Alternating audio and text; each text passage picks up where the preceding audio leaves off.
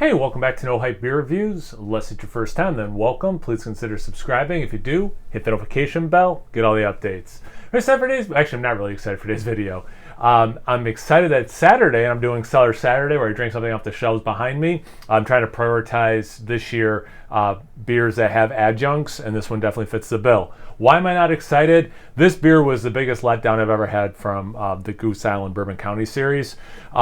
Just to put in context, and if you watch the channel, you know already, but I absolutely love coffee. I love, back in the day when they did their coffee variant, I thought that was, simple, elegant, just easy way to do it. I don't know why they don't do it every single year. It makes absolutely no sense to me.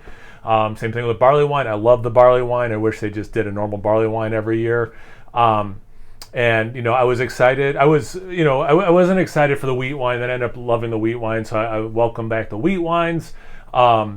But this one, a coffee barley wine, it just, I don't know if I've ever really had a barley wine with coffee. I haven't had a lot of them, but I don't think I've ever had one that I was like, yes, coffee should be in more barley wines, So it just it was the worst of this lineup in 2018, in my opinion. So I've been letting it sit for a while, hoping that coffee fades and it just kind of drinks like a nice barley wine at this point, because they do barley wines very well, and I want it to be good at this point. So it is a little over 5 years old at time of review. Barley wine aged in bourbon barrels with coffee added, made with Intelligentsia coffee, ages up for 2 years. So again, I'm doing over 5, hoping the coffee faded. 15.1% ABV. I forgot how high the alcohol was on this. Whatever. It is what it is. I know my man Ross 2-3 years ago was like, man, I can still taste some coffee in this. So I'm hoping that at this point it has faded.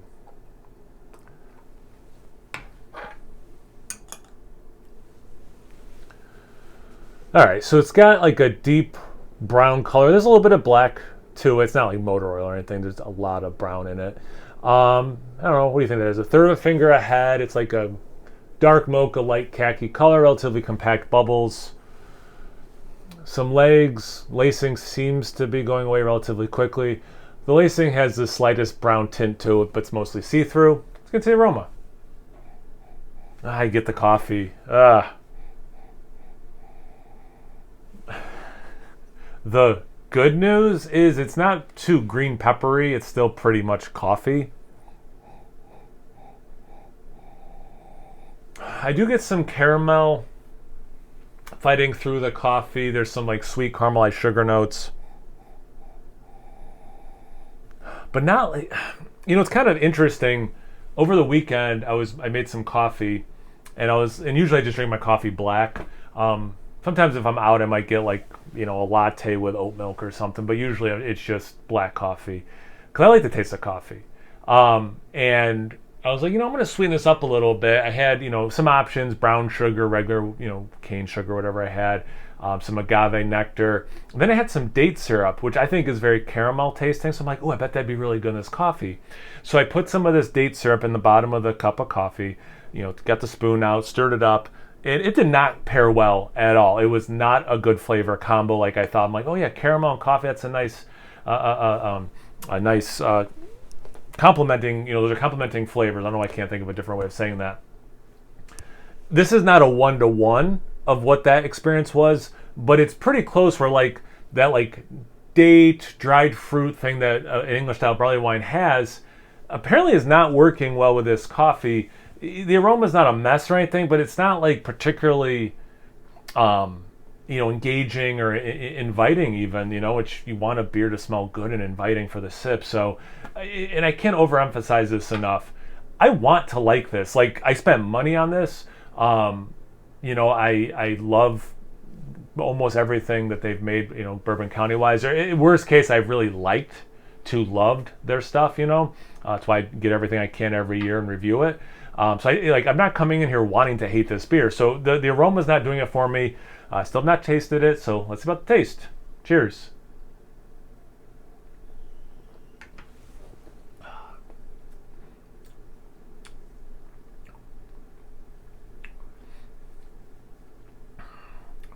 Yeah, like the aroma, I'm not getting green pepper. I'm getting coffee. It's fading from what I remember. it having in terms of intensity of coffee, it really does bum me out because I taste that delicious English barley wine that I want, some of that bourbon barrel coming through, and then there's this coffee, almost like woodsy thing, not the barrel aging wood, which is very nice in this beer. It's a well-made beer, except that they put coffee in it, in my opinion. Like it's not like there's no off flavors, nothing like that's happening.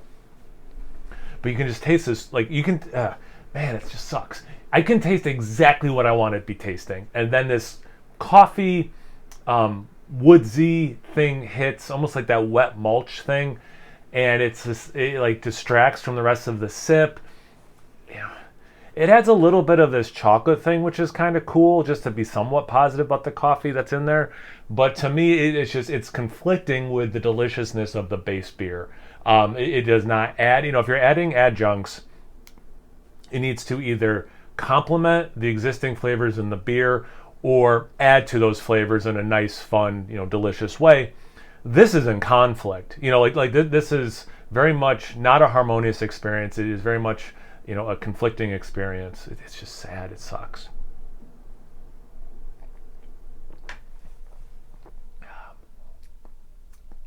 There's a little acidity, which isn't unpleasant. I'm really trying to find some positive stuff to say.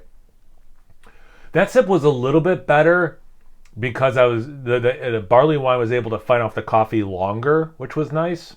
Maybe the same thing will happen. It'll just keep compounding. The delicious barley wine will just keep overshadowing the coffee more and more.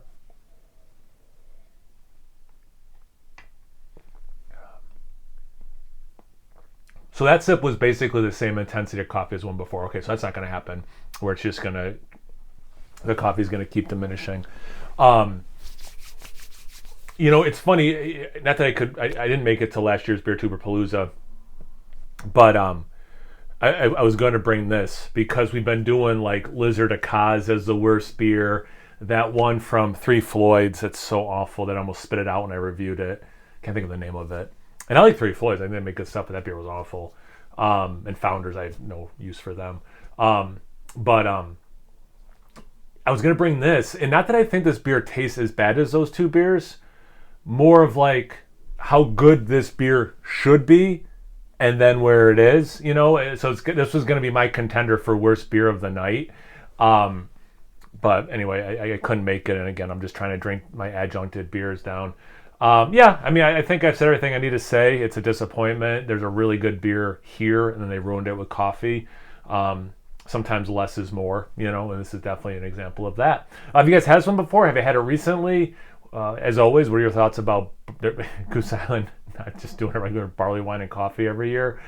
Anything, everything, comment section below. Let's get a conversation going. Once you're done doing that, make sure you check me out on Instagram and Untappd. It's No Hype Beer Reviews at both those places. So please like, comment, subscribe, and most importantly, imbibe. Cheers, everyone.